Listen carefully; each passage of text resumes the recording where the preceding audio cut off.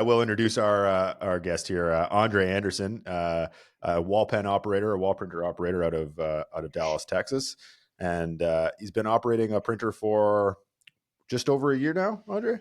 Yeah, just over a year, March of 2024. Has it Oh, really there you been that go. long? Man, Yeah. Yes, that's I know. crazy. Time flies in the Yeah, wall printing it world. flew Yeah. by. It Yeah. definitely Nice. flew by. Well, thanks for having me. Absolutely. Well, Andreh, a brave new wall. I remember when you and I believe I'm going to say this right today, Yeah, Tade. Yeah. yeah, Tade. And Yeah. that's your like friend, right? You're not, you guys aren't related, are you? Oh, yeah, he's Brother-in-law my or something? cousin. He's my cousin, Cousin. actually. There Yeah, it is. yeah, Yeah. I yeah. remember that. I remember when you guys came through the shop looking at the printer and then we got you sorted. I remember it was a particularly busy day, full of excitement and exuberance of the new business you guys are going to be launching. Like, let's maybe preface it. How did you guys find wall printing that led you to our shop? And then since there, sort of how's it been going? Give us a quick recap. Sure. So I work in IT. That's kind of what I do full time. I work for Lyft in their IT department, and tech companies in general and IT. There's a lot of layoffs. It's really unpredictable in terms of when the axe is going to drop. And so as I got older, I started to think I need to have something, kind of on the side to like build up because eventually I'd like to transition into that full time. Yeah. And so I didn't really know what I would do. My background actually is in Brazilian Jiu-Jitsu, teaching Brazilian Jiu-Jitsu, grappling, that kind of stuff. So I kind of thought I was going to go that route, but as I get older, that's a little less appealing to kind of take all the bruises and Yeah, sure. things like that. So Yeah.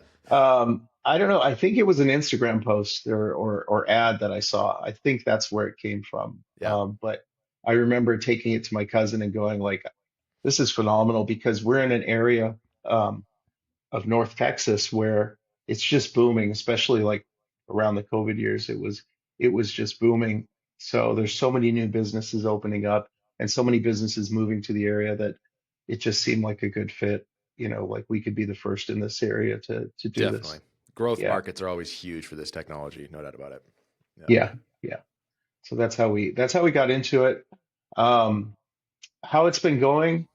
I think it's been a challenge in the sense that it was something that I thought would be a lot more kind of possible to do full part time.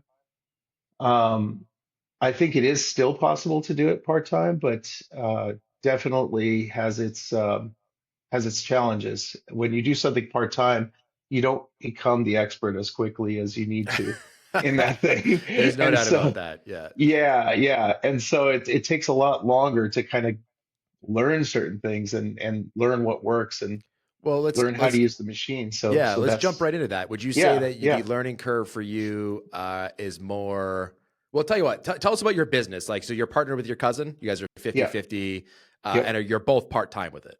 Yeah, yeah, Uh, we're both part-time. do you do the mark and mark? Does one of you handle sales and the other one does the actual work, or how do you guys do it? Yeah. So honestly, he's been doing more of the operation stuff, so Right. making sure that the machine runs properly, is clean, and Mhm. um, you know, all of the setup and things like that. Yep. But also does some sales and some marketing, Of more on course. a Yeah. personal, like one-on-one level. Yep. And then I kind of do the rest. So yeah, really like looking at where we need to go next from a strategy perspective, because I think that was one of the biggest challenges was really understanding where the market is, and who we need to go after so that, That's interesting. It's an interesting way of putting it because I think when you first discover the technology, we call it white wall syndrome. Like you start seeing white walls everywhere. yeah, I yeah, imagine a landscaping company can't help but go around and look at all the lawns that aren't mowed. In our world, it's like, man, I'm sitting in the airport. I can't believe how many walls I'm seeing. But yeah, like finding that secret sauce to like tapping it to the way that actually generates revenue, like that yeah, is, I honestly, I don't know that that's necessarily particular to our business. I think that's all business. I think if you're able to do that, obviously, like you could be successful. Sales is going to drive everything. In this one, yeah. it seems like it should be right there for you. Like you should be able to just walk in and be like, "You've got a wall, I've got a printer. Like, let's make this happen." But yeah, I don't think that that's very common, and not unless you're like No, the and world's best salesperson. Yeah. the analogy I use is like, if I were a tattoo artist and I just started walking up to people and going, "Hey, that bicep looks perfect for, Yeah. that bicep looks perfect for a tattoo." But if someone's really not been in that mode of like, I need a tattoo, Right. it's unlikely that they're going to just go, okay, here's my arm, do it. And Yeah, especially if you're, that's an it's, interesting analogy, honestly, because I think I would sort of parlay back at you. What I would say is like, it's the thing that's different about a tattoo, and maybe this is like something we can dive deeper into. A tattoo is deeply personal and permanent. yeah, Like yeah, the two yeah, things about a tattoo that I would say differentiate themselves in the commercial printing space. sure. Number one, it's not permanent. So like as long as you can demonstrate like a couple coats of paint, man, is about as light duty as it gets. Yeah, Right. It's yeah, more like a temporary. I wouldn't even say it's henna. It's more like a temporary tattoo than anything. Right. yeah. And then the second thing is like, except for Liam, who does have corporate branding as a tattoo, like a funny side story, anecdote on the other side. But I don't know anybody that would put Coca-Cola on themselves. Right. Right, So right, whereas right. in your space, like there's definitely an opportunity for personal branding where like you just like the picture, but like I would say the most common thing we get is like branding, is sort of like advertising, brand representation, putting things that are designed to like reinforce the corporate image, which isn't Sure. exactly the same thing as like a personal expression. Although I think your analogy carries a lot of weight. I think there's an important differentiator there in the way that most of at least Yeah, our business has gone. I think that's true from our perspective. I just Yeah, think that from the customer's perspective, sometimes they like if I'm, let's say, a restaurant and I'm able to cover my monthly costs, but I don't really have that much profit to show for it. totally. If I spend $1,000 or $2,000 to do a wall, is it really going to like return? We think it will, and I think it will, but they may not see it that way. They may not see that, just doing that wall in their pizza place is going to actually add to their bottom line. So, there's I think the point that I'm kind of getting at is that we were trying to find people who were in that mindset or kind of like willing to make that leap. And what we learned was we have to get them earlier in the process. We have to start to get them as they're setting up whatever their shop is or their retail business or their office, as they're in that kind of design process or design stage. Design Um, and money spending stage, right? and money spending This is stage. the Yeah, time I'm going to it's invest. So if I'm here now, this is a great opportunity for me to spend these dollars because it's going to pay, it'll have the highest impact on my business. Where when you're in the flow of business, it's harder to kind of break that exactly. chain. That's what we learned. And I think our first year was trying to get people who were already established businesses to make that leap. And now our focus is on trying to get businesses that are in that design stage and that have a budget. And this is just kind of like another line item in that budget. So tell me, Andre, the last 3 to 6 months, like what have you guys done for printing? Like tell us your highlight reel. Like give us kind of a snapshot. What have you been working Sure. on? Yeah. Yeah. So we've done a few different jobs. We're getting a lot of residential requests lately, Really? which That's interesting. yeah, Yeah. yeah, yeah. I think it's because the community that we're in is um, a lot of people have media rooms and entertainment rooms and things like that, and so they've kind of got the discretionary income to spend on that. Some of them are doing it for their kids' rooms and things like that. Yeah. So that was a bit of a surprise. We kind of didn't think that we would get as much residential work. Yep. And the drawback of it is something that I think you pointed out, Mark, when we were there. Uh, they're going to see it every day, and so it Yeah, needs to be like flawless. It needs to be perfect, definitely. which and it's up close. And also, I feel like we can't necessarily charge as much. No, you I feel can't. like if it's for a business, It's like yeah, if it's for a business, it's higher threshold. Like you have to hit higher quality for less pay, and it's more difficult. It's like right, if you want to know right, why we don't, exactly, it's not that there's not a ton of business. As a matter of fact, we were just on a podcast yeah, with Sean Prinsloo out of South Africa, and one of his customers did a like 5-year residential printing contract worth a lot of money. Now, interesting to note, it's with a new developer, which I think you can agree is mm, like way easier than someone's established home for like a lot of yeah, reasons logistically. But that's interesting. Residential. Yeah, I'm not surprised. I mean, like again, I can totally see how people would want it. And it's not like if your machine's not busy, and especially on a part-time standpoint, like it's really good for word of mouth. If you deliver the yeah, results, like it's going to be constantly reinforcing that word of mouth, So like there are definitely some benefits. And if you're not busy, like why wouldn't you do it? Like unless there's yeah.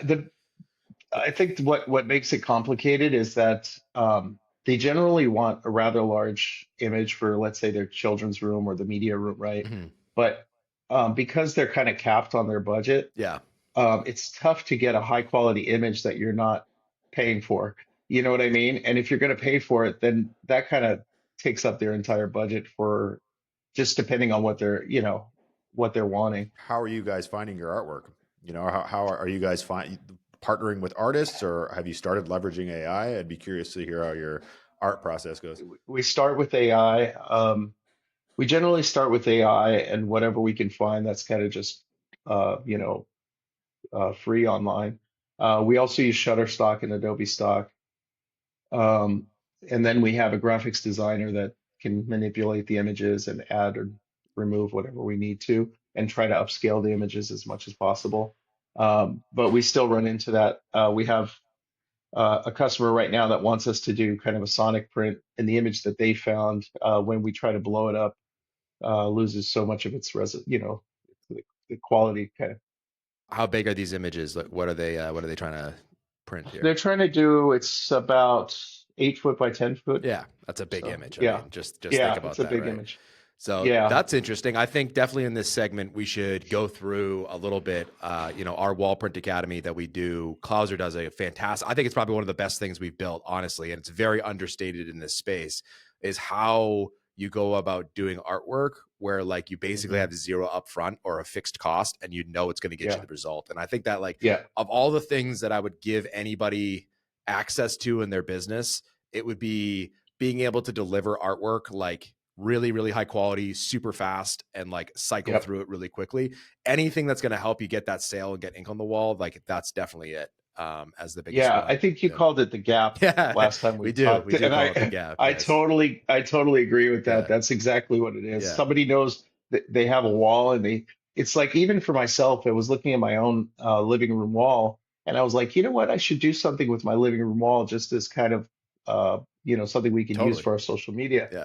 But I'm not a designer myself, and neither is my wife, and so Preach, buddy. you I can know, barely draw a stick yeah, figure. yeah. So we have this large wall, and I'm just looking at it going like, I don't know what would fit in this space, like what actually works with our furniture and all that kind of stuff.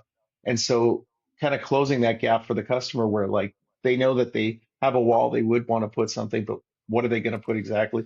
Even for commercial, it's challenging. We have tons of advice for you. And if as you know, with us, a longstanding Yeah, customer of yours and friend, frankly, it's like, we want you to succeed. yeah, Highly, highly recommend you either check out the Wall Print Academy or just leverage us. I'll yeah, tell you what, man, I'm for going to sure.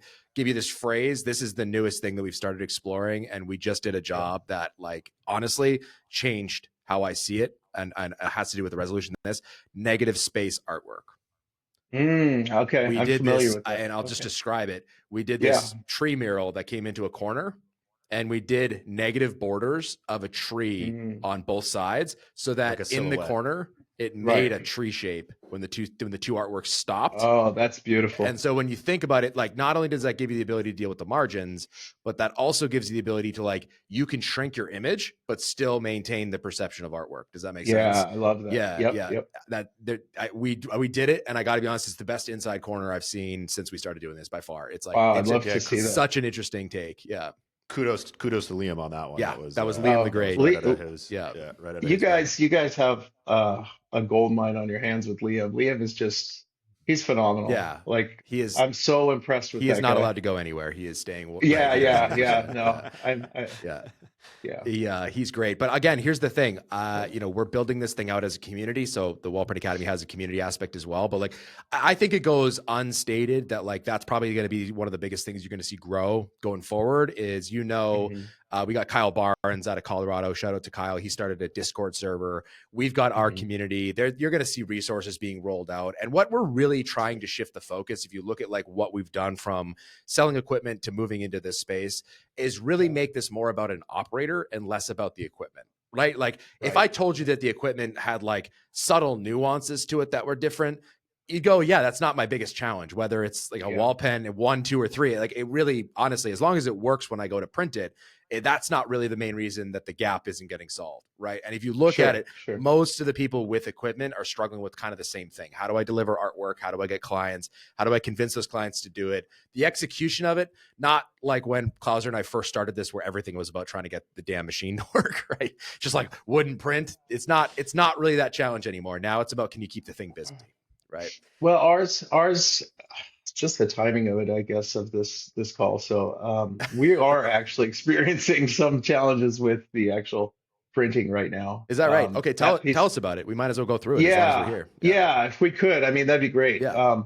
And I think this is a kind of a result of doing this part time, because I was explaining to my wife. My wife is like, you need to have confidence that when you show up at the job site, Totally.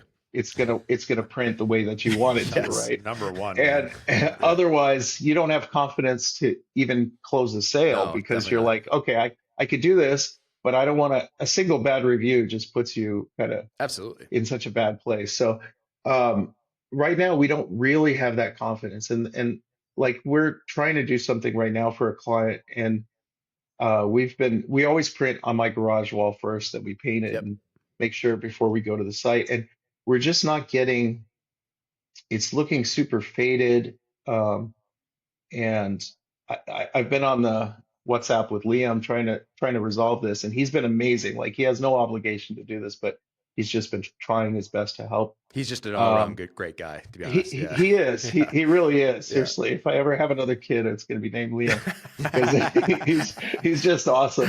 He's Um, gonna love that. Yeah.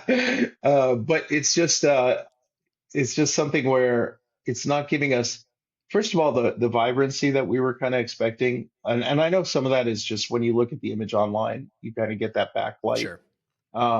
But it's not just that. It's just it's just not to the level that I think the customer will accept. Right. And we don't know how to solve it. We've tried pretty much everything. We purged forever. Back when we were doing such things in the technical space, right? Like the first thing, Yeah. and kind of your Bible. And again, we're just sort of trying to educate anybody who may be watching this, but maybe it'll help as we go through this.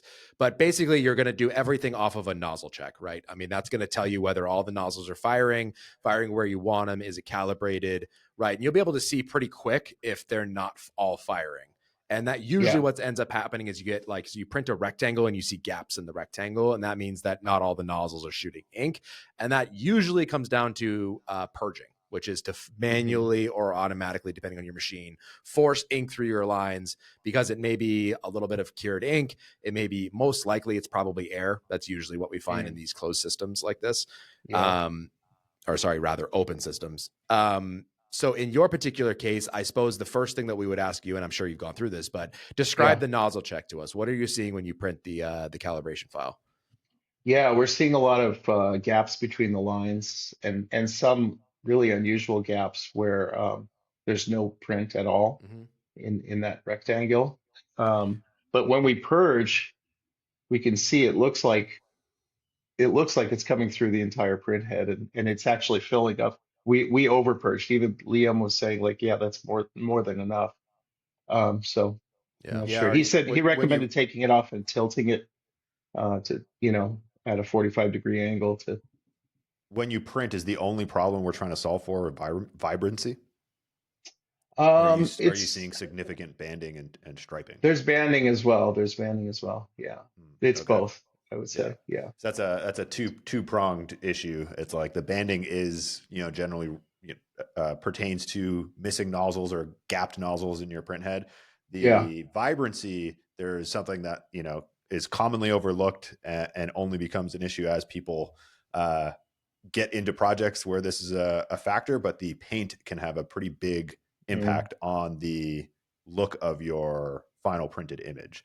Different paints, even from the same brand, will impact the way the ink hits the wall and spreads the bubble or the ink drop rather, to give you vibrant images. And so we've seen two different Sherwin-Williams paints have different effects on the final print. Generally speaking, unless you're doing a side-by-side comparison, you can't tell, but as operators, what it can look like. And people who have either changed the paint that they're using in their garage shop, the paint wasn't properly mixed, or it's been sitting and is old, all have an impact on can all have an impact on vibrancy. We want to show people like this is what real life wall printing is. You know, we're not trying to sugarcoat it.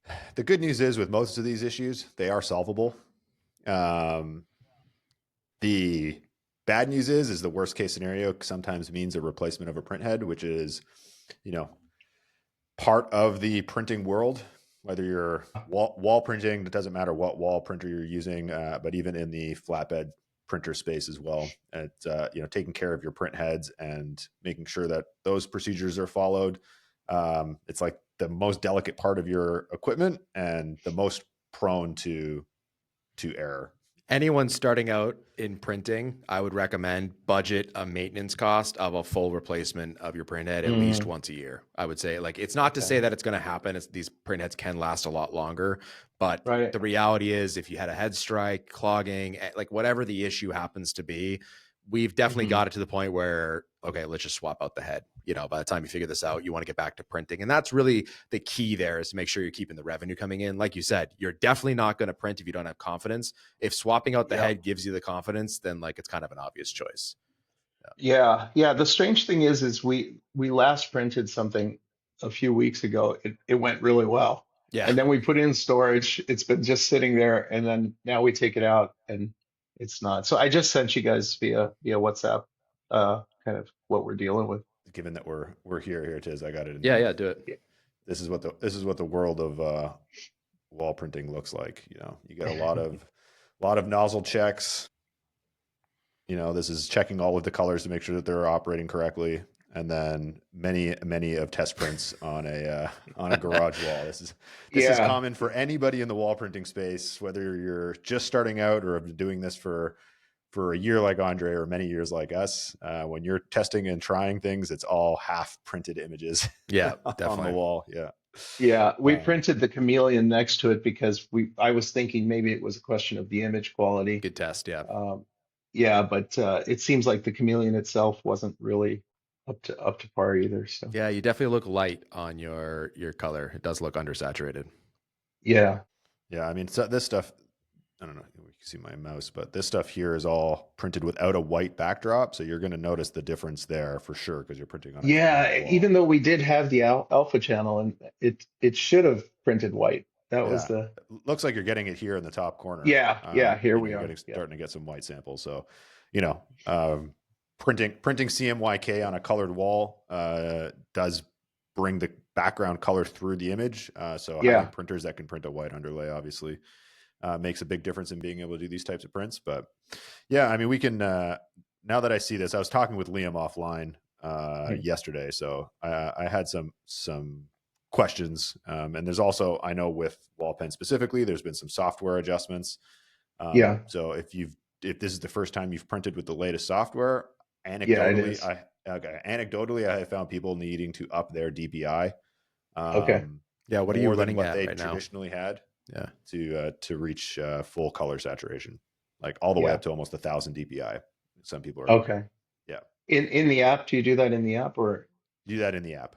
In the app. When you're processing your image, when you bring your TIFF in and you go and hit process, in the top right corner before you hit process, you can select the three DPIs. dots. Yeah, exactly. And that will more DPI.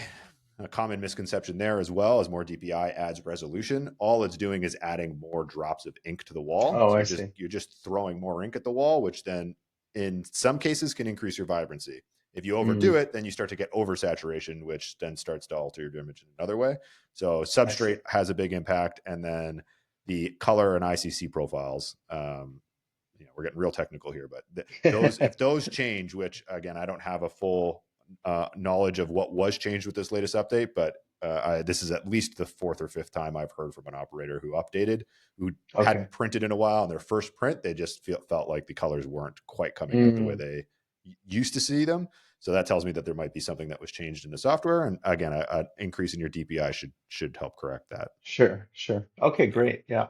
DPI, for anyone who doesn't know, stands for dots per inch. And again, it's like you think of resolution because RGB monitors, that gives you more detail, it gives you more granular. In this, what it does is it makes the dark stuff darker, right? So which can give you the perception of it, but more often than not, it has to do with vibrancy, not resolution. It doesn't actually improve the image image quality by increasing it.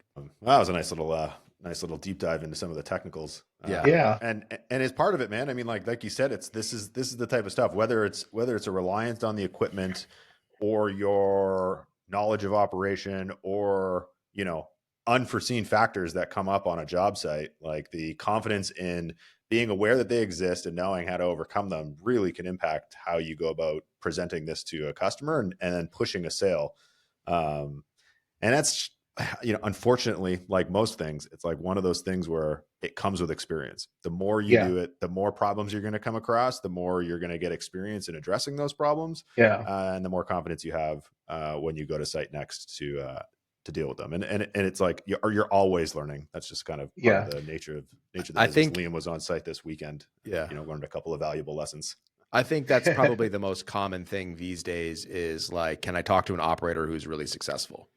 Right. And find out, like, first of all, do they exist? Are we just flapping in the breeze with a piece of technology and everyone has these problems, we just don't talk about it. Right. If certainly for Klauser and I, that was always in the back of our mind of like, is this even going to work? But I think what we can tell you is, one, anyone who's successful with this, like, you're going to find, although the community is fantastic, it's a bit like being a really successful chef. Like, you don't exactly want to give your recipes away. You know what I mean? It's there's going to be a natural hesitation to just broadcast. Not everybody's as gracious and wonderful as Mark and I, just sharing everything that we know and all that stuff, right? Like, we definitely have a different mission statement, but like, even successful operators, I can tell you, like, I know them personally, like, they're not keen to just give it all away. And I don't blame them. I fully understand why you wouldn't necessarily want to broadcast and introduce competition for yourself. So they do exist. I can tell you that. And secondly, just in our own space, like, Liam confidently goes, it's funny that Klauser would fixate on the things that didn't work for Liam, whereas I look at it and I go, we did a $10,000 job in 3 days and like all the details were accepted by the client.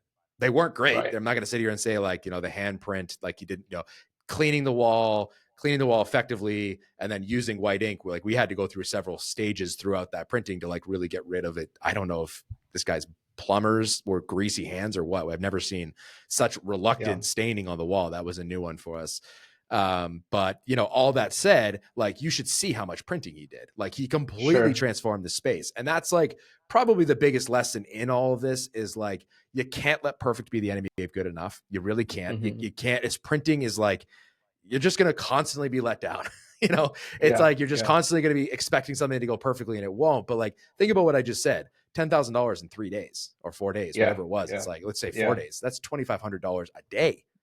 Man, that's why we're in this business. That's the reason this is there. That it didn't go perfectly. Well, I mean, that dems the brakes sometimes, right? Everything we learned on that site, we can take to the next site. It was all stuff that's fixable, right? And if it really got down to it, the worst thing is we add a 5th day and we fix the prints. That's like the worst thing that's going to happen. It's actually not that big of a deal. And I think the most important part about that whole project is we're already slated to go back for more. Oh, definitely. So even despite the fact that it didn't go to the way that, it wasn't optimal. It wasn't a 10 out of 10. But what we did present was completely accepted by the client. They were ecstatic with the results. As they should be. Already. Absolutely. Yeah, it looks incredible. Completely transformed the space. This place was blank. It was a plumbing office, an HVAC office with 0 on the wall. They happened to get a quote for vinyl that was let's jump into that, Klauser. That's, I think, something, Andre, we're going to give you pro tips as we do this stuff because it's stuff that you can tuck into your pocket and run away with. Sure. I think everyone should be going after people looking for murals. For me, for my money, given you're just doing this part-time too, like, you know what I mean? Like, okay, what's the most obvious sale? Hey, are you thinking about getting a mural? Yeah, I was just thinking about getting a mural. Oh, great. I want to talk to you about how I do murals and why this is better. You know what I mean? And what we found when we entered that space is twice now this has happened. We came in when they had just received a bid for vinyl. And we looked at the price and we're like, well, we can beat that easily. I don't even need to think about it. I guarantee you I can do that for 50%. How's that sound? Right? The quote that this HVAC company originally got was between $10,000 and $20,000. We look at it, I'm like, I'll go under 10. Like, that's easy for us to look at. I know just based on looking at your anecdotally with your space, we can definitely knock that out. That's a great way to go after it. And so what you have to start thinking, and you're on the right track of like new businesses opening up. What you really need are, who are the people that are always in the conversation of new businesses? And how do you make such a compelling offer that they want to share it with everyone opening up a space? right? And Right. for us, and I cannot stress this enough, the biggest mistake everybody makes in wall printing is to fixate on the wall printer. Yeah, the tech is secondary to what you're doing. What you're doing is way more powerful than the way you're doing it. Okay. What Right. the tool enables you to do and how we ended up selling this HVAC company that made it just an obvious choice. We'll show up whenever you guys want. We can handle the artwork with it. It's going to be painless and you guys are going to love it. It's going to be a showpiece for all your people. We Right. made it really, really simple and easy. We said, no, to the general manager who like doesn't particularly care, right? It's not his space. Right. He's Right. trying to manage HVAC teams, not try to pick branding for his space. We came in Right. and we made it super easy for them. We'll show up. We're going to do this. We'll handle the artwork. If you guys don't like it, we'll fix it. We were like really flexible and accommodating. And we knocked it out within, like when we started the conversation maybe 2.5 weeks ago, we knocked it out within that time period without much Right. deliberation. I'm not saying vinyl companies can't do that. I'm saying vinyl companies don't do that. Right? Yeah. That's not what you find. The simple nature of bringing the machine to site, although more complicated to execute, offers the customer something they really, really want. For my money, I'd be going and I'd be broadcasting. I'll beat any vinyl quote. Send me your vinyl quote. I will take a look at it. I almost guarantee you I can save you money. Not only when I'm going to save you money, you're going to get a better product. It's more durable. It's eco-friendly. Pick your bullet points that you like to highlight. Right. Yeah. And then go and say, and by the way, I'll work to your schedule. Do you want me to come in after hours? Do you want me to come in over the weekend? Do you want me to come in to show everybody however you want this done? I'll knock it out like with expediency. I will do it and I'll execute and it'll be done when I'm done and there's no going back.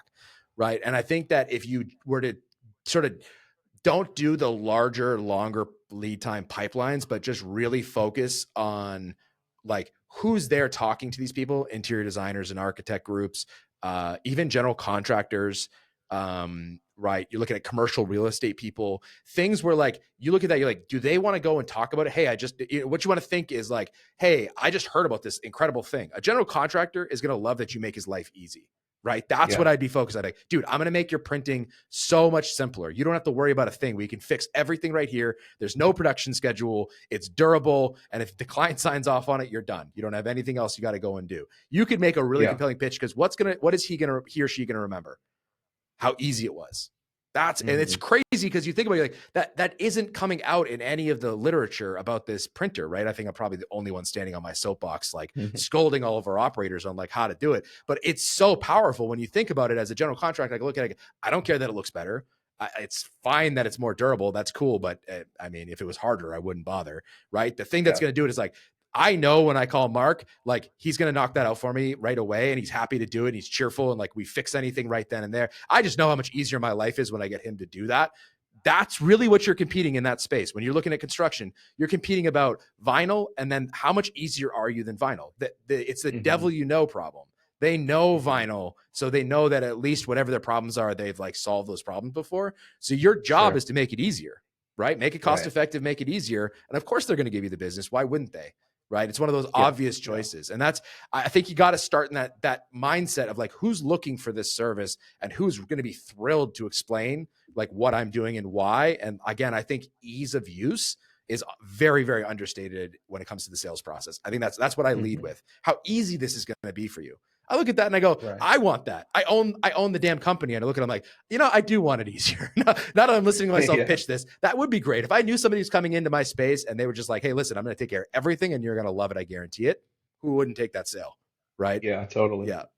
No, totally agree. Yeah. I think part of it is our challenge is because we're doing it part-time. It takes a lot longer to learn what words to use and what sales approach to have and how to kind of close that loop in the sales process. And then you have the technical stuff that it's taking you longer to get all of that experience, you know what I mean? So that you can solve these problems more quickly. Sure. So I would recommend to anybody who's intending to do this, if you're starting out part-time, try to make your goal to get to full-time as soon as possible because you just kind of drag out the mistakes that you make over a longer period of time. Sure. Well, especially in the part-time, I'd say, I mean, the technical hurdle and the learning curve with the technical, like, is what it is, right? That'll continue to get better as the technology matures. You'll find there's just a lot less and just more resources that become available. Yeah, exactly. right? Yeah. As more videos and more people are putting out, it's really important that suppliers are actually putting out training videos and manuals and things like that, because that really goes a long way in helping people, stay on top of their tech. Yeah, I would say for anyone going part-time, advice would be like, then it's absolutely essential that you have like the top level social media marketing gambit going for you. What you need is, you need things. And again, that sort of stresses the partnerships you need to be looking at. You need things happening while you're inactive. You need a passive funnel approach, which is Right. harder, but here's the good news. It's like harder to set up and get right. But once you get it right, it works for you. Right. And it takes longer, and all those things. But again, once it's going, it's something that'll just constantly churn it. So you gotta get on social media. And then again, I would be looking at strategically placing myself in front of partners who are like going to be happy to sell my service, even if I have to give them a kickback, or especially if I give them a kickback, right? The margins are good. So I'd be really focusing on those two things for anyone part-time, is make sure those are right. And then it should be a lot easier to make that transition. You'll have a baseline sales process that will make it a lot easier to justify going full-time with it. Right. Right. Yeah. Yeah. And one of the challenges is not challenge, but kind of questions that we have is like, where do we kind of allocate our resources when it comes to marketing? Because Sure. like you said, there's the direct approach where we can go to these partners and set up meetings and kind of show them what we have to offer, which doesn't really involve social media so much. Sure. It's more of a direct approach. And I feel like that's probably kind of the direction we need to go more. I'm a little scared to pull the trigger on some of the marketing spend because I don't know exactly who to target, It's Yeah. it's when easy it to comes to it's that. easy to waste a lot of money in that space. Yeah, And yeah, Mark and I have spent tens of thousands and gone through many of agency. A lot of the times they can buffer their results, and if you don't know what yeah. you're trying to optimize for, you can spend. But going back to the fact that you're going to be presenting to people in person, I think is great. Doing Yeah. strategic in person lunch and learns and demonstrations is massive. But on the backs of that, having a digital follow-up. So social media is, we kind of use the broad term. The purpose for that is to become top of mind for anybody that you've already spoken with, right? So at the end of that lunch and learn, you encourage everybody to follow you on social media or capture their email list. And then, once or twice a month, send them an update. Hey, this is a project we recently did, or a project Right. that one of the other Oh, that's a operators good did, idea. Hmm. right? Check out what they did. This is an awesome application on this, unique substrate or in this unique customer. These are the benefits that the customer felt when they worked with this technology. And it comes in and you might not get a response, which is fine. By the third or fourth or fifth email, 3 or 4 months down the line, they're going to be in front of their computer trying to solve a graphic problem, and your email is going to come up and they're going to be like, that's the solution. And you get spec'd into a large project, and, it's finding creative ways to reach out to your customers where you're not constantly selling them, right? It's giving them a reason to remember you. I think you just solved a problem that we have, which is, um, I don't know if this is common to other people, but we have these really productive meetings with, partners. Amazing. And I leave there on top of the world. And then we kind of get we kind of get ghosted after that, Yeah. even though the meeting went really well. Very And I common. think it's because, like what you said, there needs to be this kind of Uh, follow up. Let me confirm with you, it is the most common problem. We have a partner of ours who runs a $5 million print shop, like a Yeah. traditional print shop. He's been in the business for 25 years. That is his biggest issue and challenge that he works to overcome every day. And it wasn't until Mark and I were like, listen, man, we sat him down, we're like, you need to have a social media presence. You have to have a digital presence. Let's put it that way, Yeah. because social media is Yeah. a great way of doing it. But even if you're just reaching out via email and reminding them that, like, these are the great things that come with working with us, these are and it's focused on not what you do, but how it benefited the person you did it for, is massive. And they don't It's need to be elaborate and they don't need to be overproduced. It's just a reminder that, like, this is really awesome. And if it's linked to a 30-second social media reel, then, even better. They get this video, it's shareable on their end, so it can, Sure. percolate its way through the office. Hey, Bob, now that problem you were working on, like, these guys seem to have the solution. I can't tell you how many projects we've gotten that were, 3 degrees of separation, communicated to that person. It was Yeah. removed by multiple people. And then, just by happenstance through one of the emails or social media posts that we put up, someone reached out and be like, hey, I saw this thing that we got from, so-and-so who got it from so-and-so who got it from so-and-so. And they come months later, right? It was like, oh yeah, I spoke to that first person in that chain, 6 months ago. And yet, we made an impact. And I can promise you that in those conversations with these people in person, you're making a massive impact. But they've got so many things on their plate. You just got to be there. You just got to be there at the right time. And that's where that digital presence becomes so important. That makes a lot of sense. I think it's like if we were to dub it anything, it'd be value marketing, right? You're trying to figure out how do you demonstrate value, and that's all you're doing. And it's actually, if you look at the shape of the pipeline, right, you've got top of funnel, bottom of funnel. Like paid advertising's top of funnel. You're going to get a lot of impressions. People will but you're sort of like shooting at the wall and seeing what sticks in a lot of ways. That's sort of the game there. With this one, you can be a lot more specific. And I don't know if you've ever studied like how writers go about it, but it's like, don't explain the setting to me, like allow the context to explain it, right? A lot of what you're doing is that. So if you look at the way we strategically position our social media, one big shift we've made is away from showing just the printing. Okay, I'm not saying there's anything wrong with that, but like you're kind of just showing me the setting. What's better is show the reaction of the customer looking at it for the first time. You're showing exactly the same thing, but are you? Right? Like what's going to stick with you? Wow, that person came in. They loved the result. Look at the excitement they have and the way that, and I'm seeing like, wow, they're right. That before and after is incredible. It's just like, look at Chip and JoJo. Look at any of these home renovation shows, right? What is it they show you? They show you the reaction of the family before they even show you the house. It's like psychologically, you sort of have to get used to that. And that's where, when you do these follow-ups, that's really what you want to be focusing on. What is something that I have to watch? If I see a 30-second clip of somebody's reaction to their home renovation, I will stay and watch and see what got them so excited. I become naturally curious as I go. And here's the thing, man, going back to saying you have budget things. I think you have to differentiate budget from time and money. I think you have to be very careful when you're running your business of like, which of the two do you mean you're spending? Because in this particular case, if you did, let me put a number to it, 5 to 10 hours a week split amongst whoever's in your company, your wife, yourself, even your kid, because social media, like 12-year-olds are probably way better at than I'll ever be. You know what I mean? I think anyone of a certain age feels like, I bet you this kid's going to be better on TikTok than I ever will be, right? So whoever you can, like there's some free ways you can go about doing it, which is like tag people in your posts.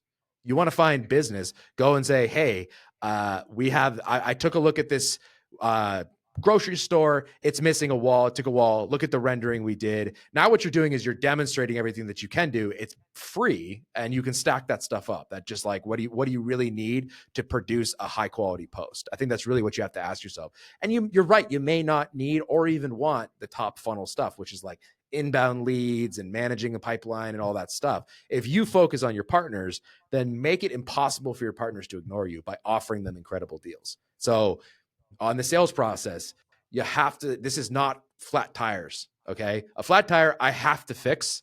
So there's a reason I'm signing up tomorrow. Now, by tomorrow, I need this done. So I'm finding somebody, whether it's you or not. This is not that. Murals and even branding and space, there's no absolute need to do it. You could make a case maybe for opening or something, but even there, it's not the most important thing, right? Like there's lots of reasons why it isn't. So you have to sort of give people a reason to want to go and do it. Right. And so one of my favorites is I can fit you into my schedule. I'm otherwise busy. I can get it done by next week and I'll throw in a discount. If you fit it in next Thursday, I'll give you an extra discount. Right. But for more of a broad reach, what you may want to consider is something like get an email list. Okay. So part of your demonstration should be give me your email because I'm going to give you this valuable asset on the back end. I'm going to send you, we call it our style guide. I'm going to send all your designers our style guide. They can look through it and see all the various ways that we did. Oh, great. I just need everyone's email and I'm going to get them on a list and I'm going to send them that, right? Once they're on your list, now something that you could do is like, hey, for the month of the rest of March, everything's half off. Right now they're like, oh, you know what? We were thinking about doing something really 50% off. Create some urgency. Yeah, absolutely. Right. And for you, everything's on the margin with this space, right? Once the machine's paid off, that's the beauty of it is like you really can just afford to do it. And everything you do is a self-fulfilling prophecy of more things to come. So the better you do printing and the more of it you do and the more you share, the more people are going to see it and it's going to self-satisfy into more business for sure. For sure. Yep. Yeah. And a tip to anybody out there that's running their own wall printing operation, it's like there are a lot of people in the space doing some great stuff. So use their work, Right.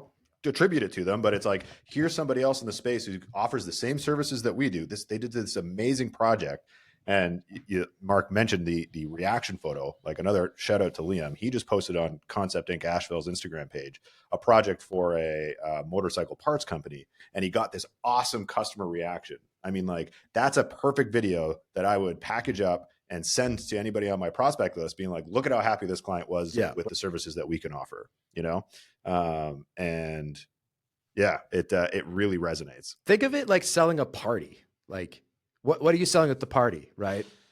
It's like the first thing you're going to show is like, look how awesome this is. Look how much fun everybody's having, right? You don't get to like, and look, we have beer on tap. You're like, I'm hoping you have beer on tap. I mean, that's a kind of a given for the party atmosphere, right? Look, we have music. It's like, I hope so, right? It's like you take things as a given, right? But what they really want to see is everybody having a blast. And that's a lot of what you have to be like mentally make the shift away from is like, we all know we love the technology. It's fascinating. It's a great supplement and on-site. There's lots of ways to utilize that, but it's definitely not how I lead the sales. It isn't. It's just, it's too technical for the people making the decisions. It doesn't matter as much to them. Right. Yeah. How do you feel about operators offering vinyl for those cases where the machine itself is not suitable? We do it all the time. Okay. All the time. Cool. Yeah, absolutely. Of course you would. Why wouldn't you take every business? I mean, go ahead, Claus, or I'll let you jump in on this one because we have plenty of examples with it, but you did most of it up in Toronto. Yeah, we've gone so far as hiring muralists. Okay. And, wow. and brokered the deal in between because like Mark was saying earlier, you want to become their single source contact for graphics. When I pick up the phone and call Andreh, he's going to be able to make it happen. And what we found in the vinyl space, it's commodity. So all you need to do is find a good partner, and they are a dime a dozen in most major cities. So you find somebody who's willing to give you, 15, 20 points on any project that you bring them, and they can execute on it. So you bring them the sale and they can print the vinyl and install the vinyl. You can go so far as learning how to install vinyl yourself, which isn't all that complicated if you want to increase your margins. But even if you don't, a big enough project can bring you in a couple of $100 to a couple of $1,000 without ever having to necessarily, touch any product. You're just managing the relationship and the project. And then on the muralist side, we did at least half a dozen projects with 2 or 3 different muralists. And it was explicitly like, I want this done. I came to you guys because we couldn't find another solution. You guys seem to be at the forefront of the industry with your printing technology. Can you print on this? And you look at it, you're like, no, there's either variability in the substrate, or one of them wanted massive logos on the side of shipping containers, And so they came to us because we, are at the forefront of the industry. We have this really cool tech. I said, listen, are you more interested in using the technology or getting the artwork done? They're like, all we care about is getting the artwork done. It's like, perfect, no problem. I can solve that for you. And I went out and sourced a muralist and ended up, building a relationship over multiple projects. Put the muralist in touch with the project coordinator, managed the project. It's not like you're not doing any work. I spent a lot of time making sure that everybody was set up, that the muralist had what he needed from the customer on site, timings and scaffolding and all of that. But at the end of the day, it was a total $17,000 project, and we made $4,000 off of it. And again, I didn't go on any ladders. I didn't pull out any branches. Right. The muralist was a static, it was a massive corporate project. And the customer was also ecstatic. They got exactly what they wanted, the quality that they wanted it, and they didn't have to manage a secondary party who's may not be necessarily practiced in large commercial projects like that. Right. You know what I mean? Right. Yeah. That's a really nice way of saying did not adhere to deadlines without constant project. That's a really diplomatic way of saying that. Yeah. Emails, messages, it's like, it's all of that. Just making sure that there's somebody on the phone, that somebody picks up the phone when your customer calls is accountability. Like, you can't undervalue that, man. People really appreciate it. And I have long-standing customer relationships where that's all I've done. I've done zero printing for them.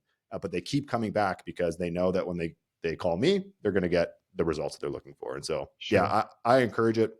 I think also maintaining the scope of the project, you own the entire project so that when there is a segment that can be done with a printer, well, great, your margins just went up significantly. So you can place the printer there.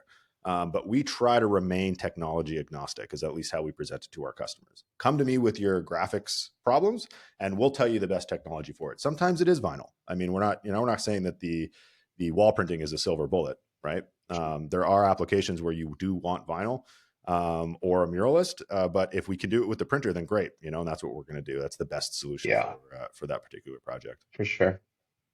Yeah, again, it's most of it's how you make them feel. And for anybody not in the technical printing space, like, let's be honest, they don't care.